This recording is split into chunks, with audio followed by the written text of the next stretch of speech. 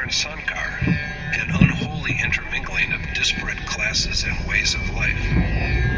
Obsequial offering to deceased ancestors will cease, and we shall, by being engaged in destroying our race, invite great curses on us.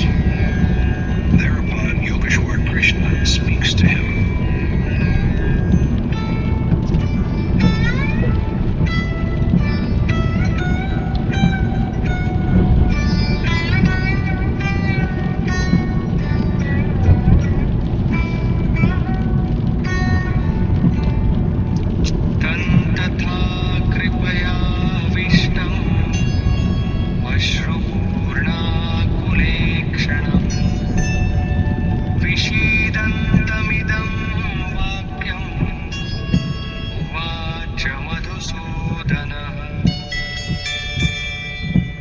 Sanjay said, to him Arjun, whose eyes were brimming with tears of grief because he was overcome by pity, Madhusudan spoke thus.